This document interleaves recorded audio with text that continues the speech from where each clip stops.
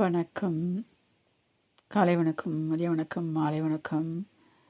Good morning, good afternoon, good evening, போன்ஜூர், போன்ஸ்வார்.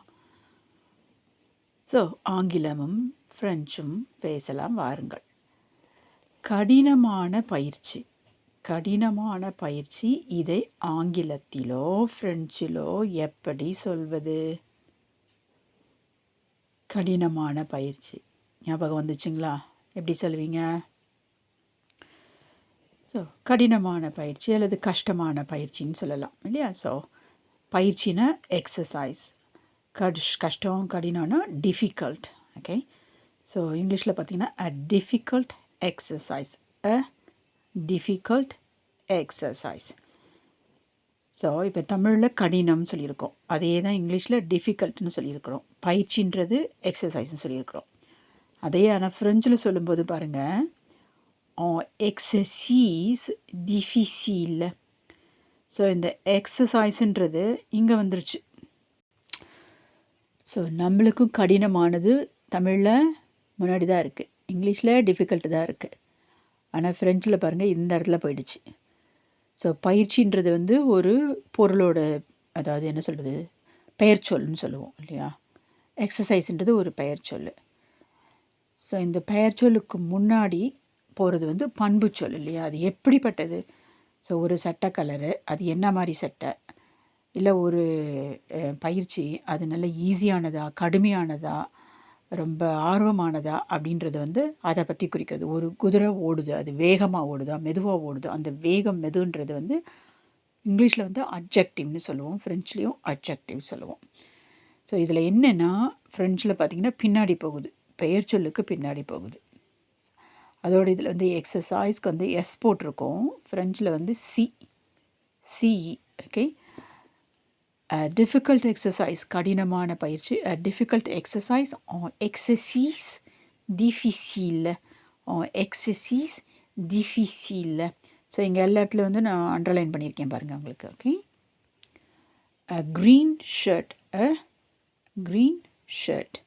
அப்போ என்ன, க்ரீன்ன்றது பச்சை, பச்சை சட்டையும் சொல்லலாம், பச்சை நிற சட்டையும் சொல்லலாம் இல்லையா? Green shirt. இதையே வந்து ஃப்ரெஞ்சில் சொல்கிறது இருந்தால், ஷர்ட் பின்னாடி போயிருக்கு, ஃப்ரெஞ்சில் முன்னாடி வந்துடுச்சு, இன் ஷெமீஸ் வெர்த். ஸோ பச்சை கலருன்றது வந்து வேறு இல்லைன்னா வெர்த்தும் சொல்லலாம்.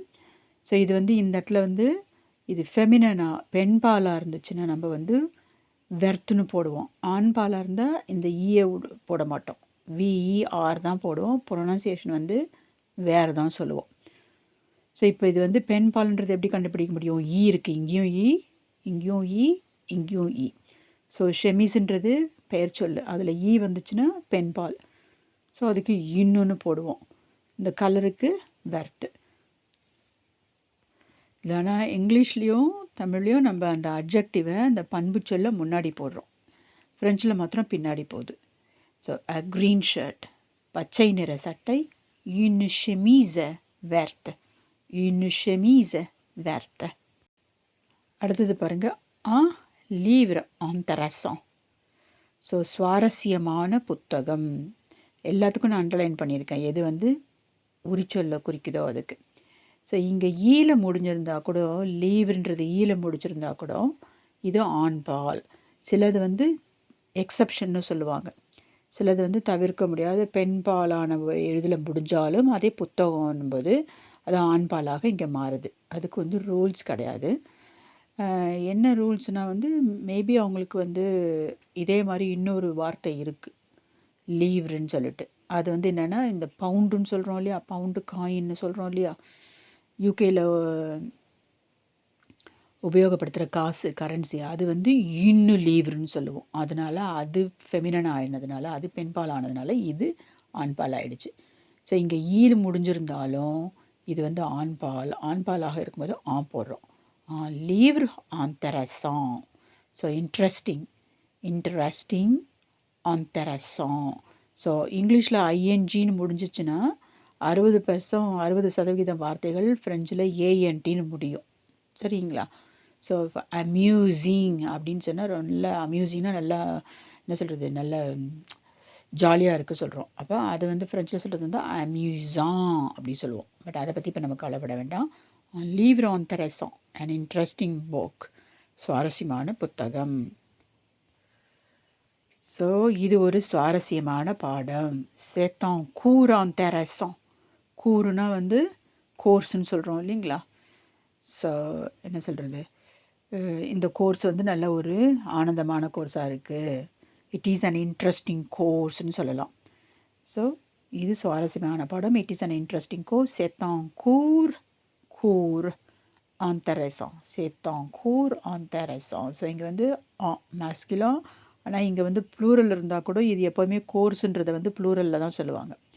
அதனால் நீங்கள் அதுக்காக இங்கே வந்து ப்ளூரல் போட வேண்டிய அவசியம் கிடையாது, பன்மை போட வேண்டிய அவசியம் கிடையாது.